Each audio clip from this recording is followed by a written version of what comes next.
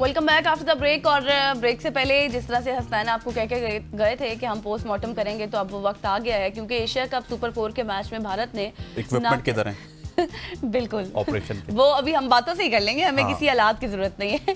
भारत ने नाकिस कप्तानी और फील्डिंग का भरपूर फायदा उठाते हुए पाकिस्तान के 172 रन के हदफ को बआसानी हासिल करके 6 विकेटों से फतह अपने नाम कर ली है। और दुबई स्टेडियम में खेले जाने वाले मैच का टॉस भारत के हक में रहा और कप्तान सूर्या कुमार यादव ने बताया कि वो पहले फील्डिंग करेंगे। पाकिस्तान ने भारत के खिलाफ पहले खेल कर 5 विकेटों के नुकसान पर 171 रन बनाए। ओपनर साहबजादा फरहान ने उम्दा खेल का मुजाहरा किया और 45 गेंदों पर 58 रन बनाकर नुमाया रहे।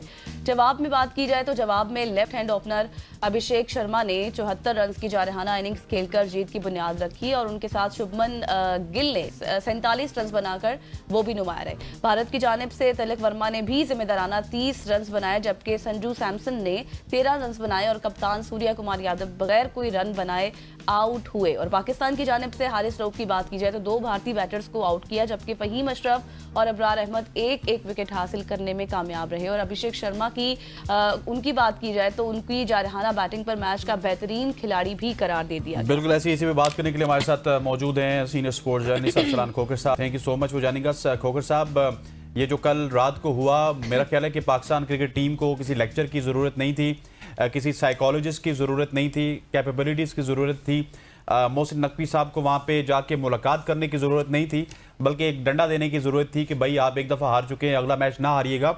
ये कब तक ये चलता रहेगा? कब तक ये ड्रामा पाकिस्तान के साथ होता रहेगा और पाकिस्तान की अवाम इसी तरह से इनकी वजह से खवार होती रहेंगी? थैंक यू हसनैन और थैंक यू गजल। अभी आपने पोस्टमार्टम का कहा तो पहले ही हम सर्जरी से बड़े तंग हैं।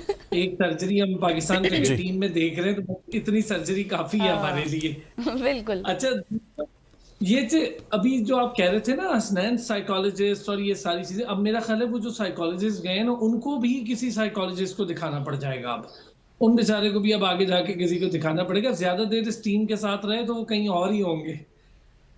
यार आप जरा मैच के पूरा अहाता करें ना हसनैन। हमने जो अपने 50 रन किए वो 36 बॉलों पर किए। इंडिया ने अपने 50 रन किए 28 बॉलों पर।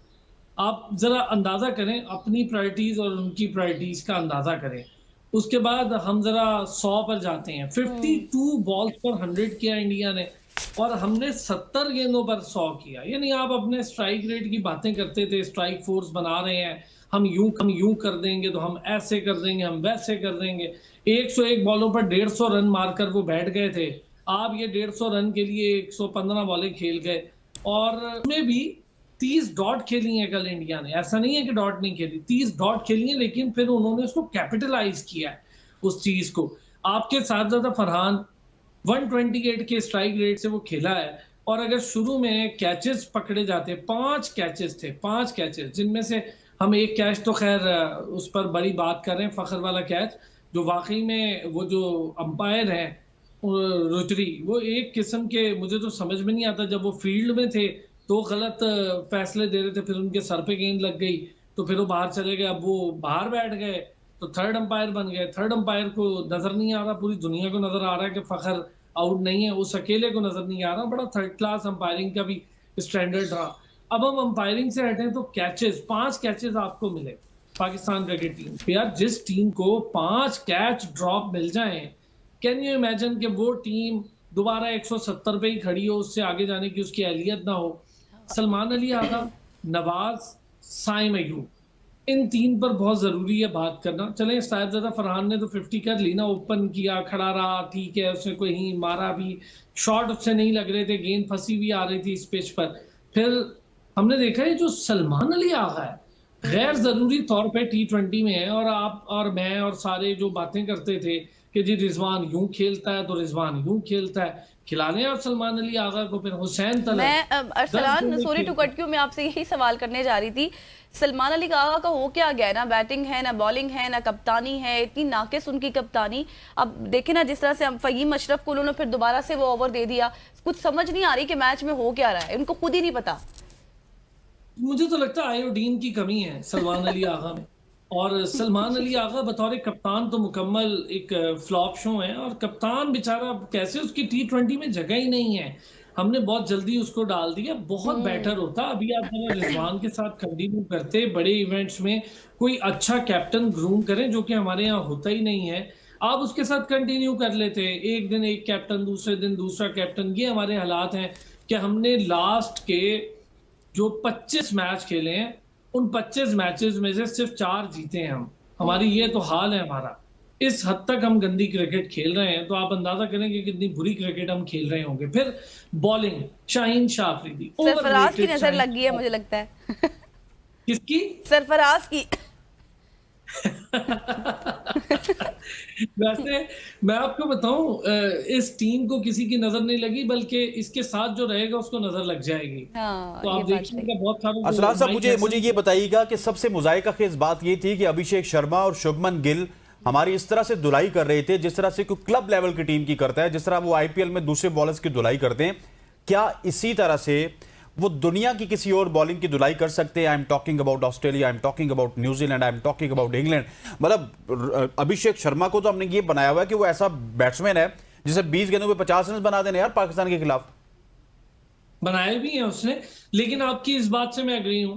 देखें, मैं यही बात करने जा रहा था। अगर आप ऑस्ट्रेलिया की बात करें ना, इंक्लूडिंग पैट कमिंस, स्टार्क, बाकी प्लेयर्स, उनके सारों की बॉलिंग, अच्छा पैट कमिंस और स्टार्क को भी आप हटा देना, तब भी ऑस्ट्रेलिया ये अलाउ कम से कम नहीं करेगा। अच्छा, अपनी डिग्निटी होती है हर टीम की। जिस तरह, नो डाउट अभिषेक वर्मा बहुत अच्छा प्लेयर है, मैं ये नहीं कहूंगा कि वो प्लेयर अच्छा नहीं है, लेकिन ओपनर जो होता है ना, वो बहुत वुल्नरेबल पोजीशन में होता है। इतना ज्यादा आप अपने साहब जरा फरहान को देख लें ना, आप जरा कंपैरिजन करें जिस तरह से वो कैचेस दे रहा था। अगर शुरू में ही उसका कैच हो जाता तो आपकी पोजीशन क्या होती? आप दोबारा 100 120 की टीम होते और आपने क्या होता? वो तो कैचेस इतने ज्यादा छोड़ दिए उन्होंने अल्लाह के फजल से, तो तब भी आपसे कुछ नहीं हुआ। अब मुझे ये बताएं, शाहीन शाह अफरीदी, आप जरा कंपैरिजन करें ना, जिस तरह वो शाहीन शाह अफरीदी को कूट रहा था, क्या आप सोच सकते हैं शाहीन शाह अफरीदी दुनिया का बेहतरीन बॉलर हो सकता है? मैं तो नहीं मानता। एक मैच विनिंग बॉलिंग उसके सर पे नहीं है। पहले ओवर में विकेट ले लेना, वो हमारे सर पे ही सवार हो गई है ये बात। उसके बाद हारिस रऊफ, जहां पर विकेट ले रहा है वहां पर मार खा रहा है। एक उसने बोल्ड किया, अगली बॉल पांव पे दे दी, पांड्या ने ऐसा मिला के चौका दिया, आपका वो सारा भरम खत्म हो गया। बिला वजह जाके आप लोगों से उलझ रहे हैं। और भाई आउट करो ना, आउट करके उलझो। आप शोएब अख्तर तब बनोगे जब शोएब अख्तर जैसी बॉलिंग करोगे। बिला वजह की 2-4 डिलीवरीज, वो भी शोएब अख्तर के आसपास भी नहीं लगती, 140 की होती हैं, उस पर भी आप कहते हैं जी मैं बड़ा फास्ट बॉलर हूं। और ये सारे टेप बॉल, टेनिस बॉल के प्लेयर हैं। हुसैन तलत, किसने कहा है इनको इस तरह की सिलेक्शन का? यार हुसैन तलत को खिला दिया, साइम अयूब को मुसलसल मौका मिल रहा है, आप साइम अयूब को नीचे कर दिया। हारिस को जो ऐसे बिला वजह टीम में है, उसको नहीं ना आपने ऊपर भेजा। सलमान अली आगा साहब खुद आ गए और वो बेड़ा गर्क करके गए, नवाज और सलमान अली आगा और हुसैन तलत मिलके, कि आप वो 11 से लेकर 17 ओवर तक का डैमेज नहीं भूल पाए। ये तो फहीम अशरफ, जिस पर हम इतनी तनकीद करते हैं, वो 250 के स्ट्राइक रेट से खेल गया, वरना तो 90, 70, 120, 121, ये तो स्ट्राइक रेट से पूरी टीम खेली आपकी, इंक्लूडिंग। अच्छा अरसलान, मुझे ये भी बताइएगा, अगर हम दरमियानी ओवर्स के हवाले से बात करें, मतलब 11 से 17 जो जितने ओवर्स थे उसमें हमने देखा काफी सुस्त रवि थी, सिर्फ 38 रन में देख रही थी उस वक्त बने। तो क्या यही सबसे बड़ी हमारी नाकामी की वजह थी, सुस्त रवि हो जाना, या फिर कोई अच्छे से ना खेलना, या फिर ज्यादा डॉट बॉल्स उस वक्त खेली गई, ये आपको नजर आती है वजह? दोनों चीजें हैं, दोनों चीजें। एक तो देखें, आपने जब इतना कैपिटल कर दिया था, 10 ओवरों में 91 कर दिया था स्कोर, इसको कैपिटलाइज करना कहते हैं ना, वो उनसे हुआ ही नहीं। 10 ओवर के बाद तो पाकिस्तान टीम लगी अलग रही थी। वो साइम अयूब, भाई कौन कहता है यार आपको ये नो लुक शॉट के चक्कर में पड़ जाओ? आप नो लुक प्लेयर बन चुके हुए हो, कोई आपकी तरफ देखना नहीं चाह रहा। और गैर जरूरी आप घुटना उठा के शॉट मारने की, ना आपकी शॉट में पावर है, ना कनेक्ट हो रही है, ना आपकी टाइमिंग अच्छी है। किस तरह की शॉट्स मार रहे हो भाई? आपसे अच्छे तो फहीम अशरफ मार गया शॉट्स यार। मैं तो हैरान हूं सलमान अली आगा की कप्तानी पर।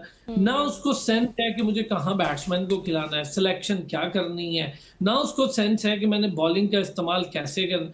आपने शुरू में एक स्पिनर और एक पेसर लगा देते, हालांकि स्पिनर की बड़ी धुलाई थी इस पिच पे, लेकिन यादव का कमाल देखें, बुमराह कल विकेट लेस गया है, 45 रन खाए उसने, लेकिन उसके बावजूद बुमराह की बैक पर कई कई मैचेस हैं जो उसने जितवाए हैं। वन ऑफ उसकी, मैं हमेशा कहता हूं बुमराह पाकिस्तान के खिलाफ कोई बहुत बड़ा कारनामा नहीं करते पिछले काफी अरसे से, या जब से वो 9 बॉल उनके गले पड़ी है सरफराज के एरा की। तो बुमराह पाकिस्तान के अगेंस्ट बहुत इफेक्टिव बॉलर नहीं रहा, पता नहीं क्यों, लेकिन वो रहा नहीं, वो शायद अंडर प्रेशर रहता है। लेकिन बाकी बॉलर्स को देखिए ना आप, यादव को मार पड़ रही थी, यादव ने कम किया, सिर्फ 31 रन दी, विकेट भी ली और कम किया। दुबे, उसको समझ आ गई थी कैप्टन को, सूर्य कुमार यादव को, यंग कैप्टन उसको रोज कप्तानी थोड़ी करवाते हैं, वो किसी सीरीज में करवाते हैं, किसी में नहीं करवाते।